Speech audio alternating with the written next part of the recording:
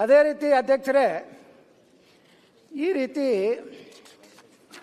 ಅನೇಕ ಡೆವಲಪ್ಮೆಂಟ್ ಅದನ್ನೆಲ್ಲ ನಾವು ಹೇಳ್ಕೊತ ಹೋದರೆ ಒಂದು ದಿವಸ ಸಾಲಿಕ್ಕಿಲ್ಲ. ಆದರೆ ಅಧ್ಯಕ್ಷರೇ, ಇವತ್ತು ಕರ್ನಾಟಕದ ಬಜೆಟ್ ಏನಿದೆ, ಕರ್ನಾಟಕ ಬಜೆಟ್ನಲ್ಲಿ ಯಾವ ಕರ್ನಾಟಕ ಬಜೆಟ್ಟು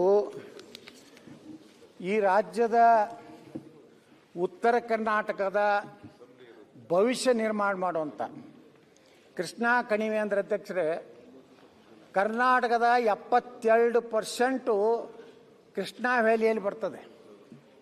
ಕಾವೇರಿ ಬೇಸಿನ್ನು ಬರೇ ಕೇವಲ 13%. ಇವತ್ತು ಕಾವೇರಿಯಲ್ಲಿ ಅಲ್ಲಿ ಜನಪ್ರತಿನಿಧಿಗಳು ಹೋರಾಟ ಮಾಡಿದ್ರು. ಅವರೆಲ್ಲ ತಮ್ಮ ಏನೊಂದು ಏರಿಯಾ ಇದೆ ಸಾಕಷ್ಟು ನೀರಾವರಿ ಮಾಡಿಕೊಂಡು ಸಾಕಷ್ಟು ಆರ್ಥಿಕವಾಗಿ ಕೈಗಾರಿಕರಣ ಆಯಿತು, ರೈತರ ಸ್ವಾವಲಂಬನೆ ಆದರು. ಆದರೆ ದುರ್ದೈವ ಅಂದರೆ ಅಧ್ಯಕ್ಷರೇ, 1964ರಿಂದ ದಿವಂಗತ ಲಾಲ್ ಬಹದ್ದೂರ್ ಶಾಸ್ತ್ರಿಯವರ ಒಂದು ಅಮೃತ ಹಸ್ತದಿಂದ ಇವತ್ತೇನು ಅಡಿಗಲ್ಲು ಹಾಕಿದ್ರು, ಇಲ್ಲಿವರೆಗೆ ಅಧ್ಯಕ್ಷರೇ ಬರೀ ನಾವು 1964ರಾಗ ಆಲಮಟ್ಟಿ ಯೋಜನೆಯ ಎಸ್ಟಿಮೇಟ್ ಕಾಸ್ಟ್ ಎಷ್ಟಂತಂದ್ರೆ 1,000 ಕೋಟಿ ರೂಪಾಯಿ ಇತ್ತು. ಇವತ್ತು ಅಧ್ಯಕ್ಷರೇ ನಾ ಈಗ ಹೇಳಿದ್ರು ನಮ್ಮ ಬಸವರಾಜ ರಾಯರೆಡ್ಡಿ ಅವರು ಇನ್ನೂ 75,000 ಎಕರೆ ಜಮೀನನ್ನು ಎಕ್ವಿಜಿಷನ್ ಮಾಡ್ಕೋಬೇಕು. 4ರಿಂದ 83ವರೆಗೆ ಎಷ್ಟು ಖರ್ಚಾಯಿತು, 83ರಿಂದ 86 ಎಷ್ಟು ಖರ್ಚಾಯಿತು, ಅದನ್ನು ದಯಮಾಡಿ ತಿಳಿಸಿ. ಹೇಳ್ತೀವಿ ಅದೇ, ಯಾಕಂದರೆ ದೇವೇಗೌಡರು ಮಾಡಿದಾರ ಅಂತ ಅದನ್ನು ಬೆಳಕು ಚೆಲ್ರತ್ತ ಅವ್ರು ಹೇಳಕತ್ತಾರ.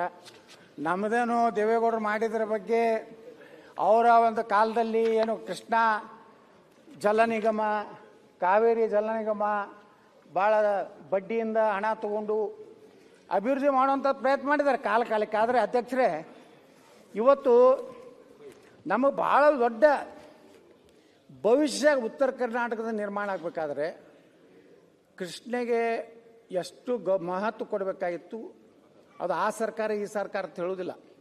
ಆ ದುರ್ದೈವನೆಂದರೆ ಉತ್ತರ ಕರ್ನಾಟಕದ ಶಾಸಕರು, ಆಡಳಿತ ಪಕ್ಷದವರು ಸಿದ್ದರಾಮಯ್ಯನವ್ರನ್ನ ಹೊಗಳೋದು ಬಿಟ್ಟರೆ ಎಲ್ಲೂ ಸಹ ಆಲಮಟ್ಟಿ ಯೋಜನೆ ಆಗಬೇಕು. ಯಾಕಂದರೆ ಅಧ್ಯಕ್ಷರಲ್ಲಿ ನಮ್ಮ ಕರ್ನಾಟಕದ ಇನ್ನೂ ಈಗಾಗಲೇ ಹಂತ 1, 2ರಲ್ಲಿ ಸುಮಾರು 173 TMC ನೀರನ್ನು ಬಳಕೆ ಮಾಡ್ಕೊಳ್ಳಿಕ್ಕೆ ಸಾಧ್ಯ ಆಗಿದೆ. ಅದರಿಂದ 6,08,000 ಹೆಕ್ಟರ್ ಸೌಲಭ್ಯ ಇವತ್ತು ಸಿಕ್ಕಿದೆ. ಆದರೆ ಅಧ್ಯಕ್ಷರು, ಇವತ್ತು ಏನು 524.256 ಆಗಬೇಕಾದ್ರೆ ಇವತ್ತು ನಮ್ಮ ಕೃಷ್ಣಾ ಮೇಲ್ದಂಡೆ ಯೋಜನೆ 3ನೇ ಹಂತದಲ್ಲಿ ಸುಮಾರು ನೀರಾವರಿ ಸಲುವಾಗಿ ಭೂ ಸ್ವಾಧೀನ ಸುಮಾರು 75,563 ಎಕರೆ ಇವತ್ತು ಜಮೀನನ್ನು ನಾವು ಭೂ ಸ್ವಾಧೀನ ಮಾಡ್ಕೋಬೇಕಾಗಿದೆ.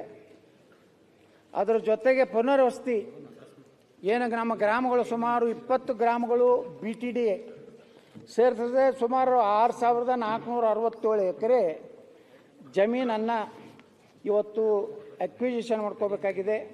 ಅದರ ಜೊತೆಗೆ ಅಧ್ಯಕ್ಷರೇ 524.256 ಆದರೆ ಇವತ್ತು ಕಾಲುವೆಗಳ ನಿರ್ಮಾಣಕ್ಕಾಗಿ ಸುಮಾರು 51,837 ಎಕರೆ.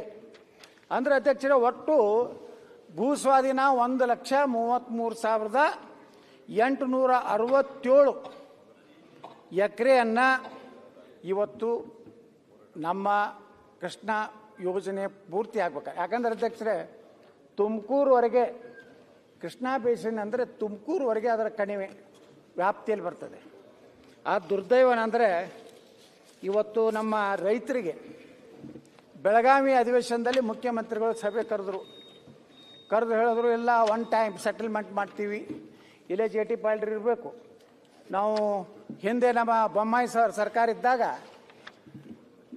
ಏನು ನಮ್ಮ ಒಣ ಪ್ರದೇಶಕ್ಕೆ 25 ಲಕ್ಷ, ಅಲ್ಲಿಂದ ನೀರಾವರಿಗೆ 40 ಲಕ್ಷ ನಿಗದಿ ಮಾಡಿ ಸುಮಾರು 937 ಎಕರೆ 111 ಕೋಟಿ 73 ಲಕ್ಷ ಭೂ ಪರಿಹಾರವನ್ನು ಕೊಡುವಂಥದ್ದನ್ನು ಒನ್ ಟೈಮ್ ಸೆಟಲ್ಮೆಂಟ್ ಮಾಡಬೇಕಂತೇಳಿ ನಮ್ಮ ಸರ್ಕಾರ ಪ್ರಾರಂಭ ಮಾಡಿತ್ತು.